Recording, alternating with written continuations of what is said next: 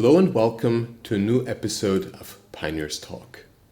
Today we'll discuss artificial intelligence and why it is actually hard to have AI do smart things. To discuss this, I have Petra Krahwinkler with me. Welcome, Petra. Thank you. Petra is part of the machine learning team at Primetals Technologies, and I learned that she predicts the future using AI. And I was wondering, Petra, can you predict my future as well? Because I'd love to learn. Well, I'm afraid I don't have enough data about this, about your past, and especially I would need to have data about all the influencing factors that will influence your future to predict it. So Fair enough. So I will keep this to myself then for now. Right, Petra, what do you predict in terms of the future? we have models which are very specifically designed to predict the product quality. So one model is, for example, predicting the temperature of the product 2 hours in advance. Mm-hmm. Another model is, for example, predicting one chemical element in the product, for example, silicon. Oh, in the alloying. product. Yeah. Mm-hmm. Okay. Uh-huh. Yeah, but these chemical components can also be influenced by the process, so by the conditions that are in the plant. Mm-hmm. So you look at, for instance, silicon content in steel and what factors may influence that, and then you arrive at a prediction. Is it like 90% likelihood of something happening? Is it percentage based? Well, when you have a regression model, it's by itself, it just gives you a number, which is the predicted value. Mm-hmm. Mm-hmm. There are then other models which can actually predict the confidence interval. So you will then get an interval, and in this range, the actual value will be with a, for example, 90% confidence. Mm-hmm. So when it is very wide, then you know that it is not so easy to predict it at the moment. When it is very narrow, then you can rely on it better. You know that it's quite sure, the model is quite sure that the value will be close to this predicted value. And what does the model need to arrive at the precise result?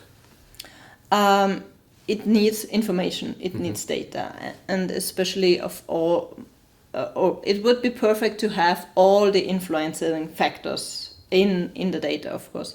Sometimes you don't have that because the chemical analysis, for example, of the input materials is not done that often, so you have a quite low frequency.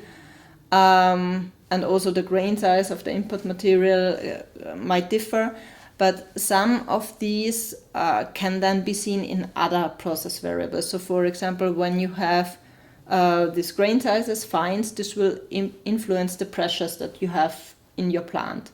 So even though you do not have the data about the grain sizes and about the fines, you will see some effect of this in some pressure measurements, for example. And with this information, you can then make predictions of the values and also capture at least part of this influence. Mm-hmm. And if you then implement those models that you described and that you create, what does the result look like in terms of impacting the steel production process? Well, the model itself, the result is just a number. It's a predicted value. The temperature will be 1485 degrees Celsius, for example. This is just a prediction model. But the question is then, what do you use it for? Mm-hmm. We don't just want to have this information, but we want to use it to optimize the production. So this information is then taken to the level 2 system and to the expert system, which is then actually suggesting how to react to this. Okay. So it's part of a larger software infrastructure. Yes. You mentioned expert system. So does the existence of expert systems mean human experts. I mean, you're certainly an expert. I don't know about me, right? But do we no longer need human experts? We still need human experts. The expert system just captures the knowledge of human process experts. So this knowledge in form of rules is captured in the expert systems. But when you have a continuous process, you have several shifts and you have different people there operating the plant. And different people will have slightly different ways of reacting to conditions. So the expert system can help to operate the plant more uniformly. Mm-hmm. Okay, so standardized production Yes. in a way? Yes.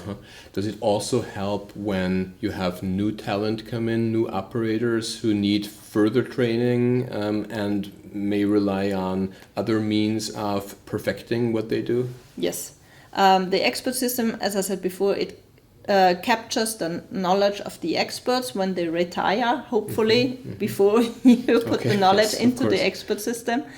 And it then makes suggestions, so it can help new people. They get the suggestions and learn from that and see the process, and this can help them learn and grow into their jobs. Mm-hmm. Sometimes when I discuss expert systems, people will bring up the term black box, referring to AI, of course, right? So I think a black box is usually referred to as something that takes an input, delivers an output, and what happens in between is dark, right? So you have no idea what happens there, black box. And an example that people usually provide is the Google search result page. So you type in something, or YouTube, right? Some people may watch this on YouTube. You type in Petra Krahwinkler, Primetals. You'll get hopefully to this video, but you can't be exactly sure what else you'll see. And so that is often referred to as a black box of sorts. Is this a somewhat correct depiction of a black box? Yes. Okay, because again, Petra's the expert. Are your systems black boxes? Well, machine learning algorithms, there are a lot of different algorithms. There are quite simple ones, which are linear regression, where it is quite easy to understand how the algorithm gets to the result. Then there are decision trees. You can go through the trees at each node, see which decision it made, and get to the result. That's also still quite easy. But then it starts, for example, with random forests. In a random forest, you have several decision trees, like 100. So in theory, you can still go through these 100 trees and combine the result and therefore understand how the algorithm got to this result. But in practice, this is just too complex to do this for every single prediction that you have. So this is already considered like more or less a black box model, and there are also other algorithms like support vector machines, neural network, and especially deep learning networks where you have a lot of layers. These are so complicated that they are like a black box. Okay. Just want to let you know that I really love the term random forest. It's almost like you're on a plane, you look down and you see a landscape and hey, random forest right there, right? But this is not what you mean, no. Right? So in the world of mathematics, those forests exist and they are almost black box-like, is what I'm taking away from this. Is there any way that you can counteract the black box effect so that we would have some kind of idea what goes on? There are some algorithms which allow to bring at least some light into the black box. They are called Explainable AI. So this can be part of your model, or it is a separate model, and it can at least give you the information which of your input variables influence the result that you get the most. So you will then have a ranking and you will have a figure giving you, okay, variable A influenced the result the most, and then variable B and C, and you get this an estimation of the influence of the individual variables. And at another time, when the plant is at a different state, you will see other variables in the top there. For example, variable DEF, because the plant is just in a different state, in a different operation, and you have other influencing variables. Mm-hmm. Great. Actually, that brings me to my next point, different states the plant is in.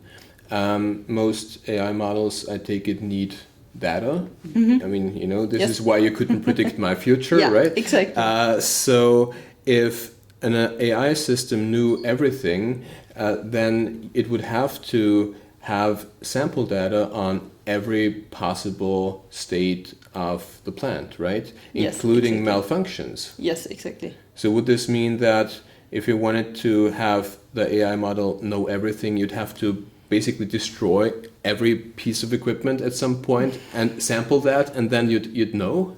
That would be a way to do it. Actually, you would get quite a good sample base then. But We're still but not recommending it. I Right? don't think anyone will be willing to do that. So this is one of the limitations that you have with AI models. They only can predict what they have already seen from the data that they are trained on. There are some algorithms which are called anomaly detection algorithms, which actually predict that something is out of the ordinary. But you then do not know how to react to this. You also do not know what's the reason for that. It might be just a different material that has not been used before, and something is behaving differently. So everything actually is fine. It is just different, a different state of fine. But it also might be that something is happening, that you're running into problems, and this is also a reason why you will still need experts in the future, because this is something that the AI models are not good at doing, this extrapolation. So you need then this expert in these unknown cases when there's something new to take a look at it and to decide how to react to it. So in an unforeseen event, you still need human beings. Yes. Well, okay. Petra, artificial general intelligence is something that certain individuals are quite afraid of, right? So you just spoke about the limitations of AI, but the term AGI suggests that this is all powerful. It's like ChatGPT on steroids, being able to rule the world, right? Should we be afraid of this? Well, I'm not sure what is going on in some labs or some big companies, but I think we are still quite some time away from that happening. Because ChatGPT, for example, I mean, the results sometimes are impressive, but it cannot do anything. All it can do is give you information, and I don't think that's enough to rule the world. No, it created a great cooking recipe though for me the other day. Oh, really? So that worked out, but yeah, not ruling the world, I don't think. But sometimes ChatGPT is also hallucinating. So this is actually currently the bigger problem that I see with these algorithms, when people just trust what they read, just trust the results that they get from ChatGPT, because you could quite easily feed some misinformation in there and then have ChatGPT spread the misinformation to everyone who is using ChatGPT. And it's also possible to not only create textual information, but it's also possible to create artificial videos, so that you have one person saying something which that person would never say.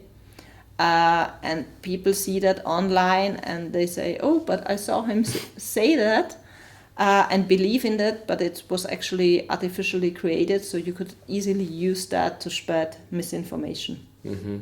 Well, thank God we're both real people. we testify to that, right? So Petra, steel production is complex. Many steel plants have a lot of aggregates from, especially in the integrated route, right? So what area do you specialize in? I work in the iron making section, so at the very beginning of the process. So we have the raw materials, we have sintering plants and pelletizing plants, blast furnaces and direct reduction. So this is the area I work in. Okay, so Is it like it has to be hot and dangerous, otherwise you're not interested? And dirty. And dirty. In your everyday, is there something that you enjoy particularly? Well, actually, what I enjoy most is when it's getting complicated. Okay. So when somebody says that's never going to work, then I feel challenged to prove that to them that I can make it work. All right. So one person screams, "This is never going to work," and the other person, "Bring on Petra." Not exactly, but Petra, thanks for being here. It's been super interesting. Thanks for watching this episode. We'll be back with another one shortly. Have a good day.